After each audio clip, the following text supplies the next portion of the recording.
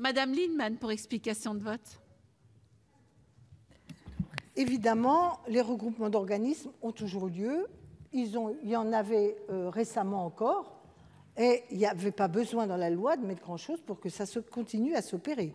Il n'y a pas besoin de dispositif législatif. Rien n'empêchait le regroupement des organismes, librement. Deuxièmement, c'est bien beau de dire ben non, on ne vous force pas. Donc d'abord, la loi impose le regroupement. Mais il y a la stratégie du nœud coulant. Vous savez, petit à petit, on serre. Puis, on n'a plus la respiration possible. Et évidemment, au bout d'un moment, quand on n'a plus la respiration, on se donne de l'air.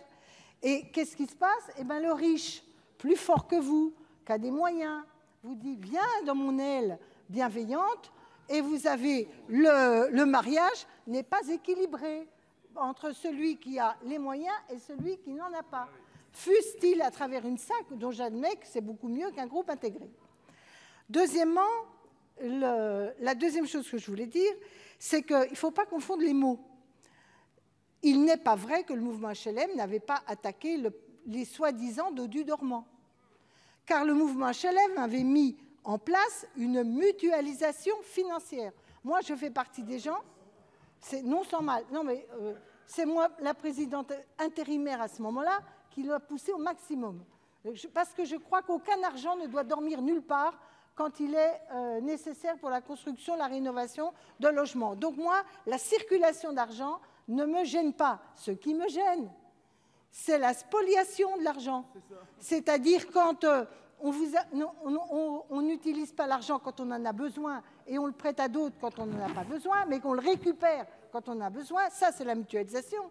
Mais le transfert financier, c'est celui où vous avez massivement d'abord une ponction de l'État, et puis ensuite on vous dit vous n'êtes pas un territoire prioritaire, il y a des priorités ailleurs, donc votre argent va aller ailleurs. Et comme je l'ai dit synthétiquement tout à l'heure, la réalité c'est qu'il n'y a pas un territoire où on n'a pas besoin d'argent pour le logement social. Parce que quand on n'a pas besoin de construire, c'est souvent des endroits où les gens sont pauvres et on aurait besoin d'avoir des politiques de loyer offensives. On a besoin dans ces territoires d'aller massivement vers la rénovation thermique. Et donc on a besoin au contraire de baisser les coûts de charge pour les locataires et d'améliorer.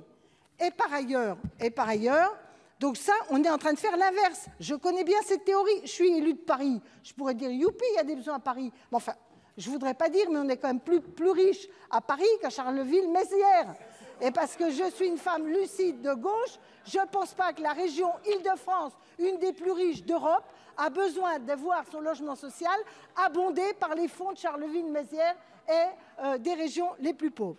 Et je termine pour dire qu'entre la loi de finances et cette loi, ce n'est pas l'un puis l'autre, c'est l'un pour l'autre. C'est pour arriver à un système où la puissance publique ne met plus d'argent pour construire du logement social. Allié.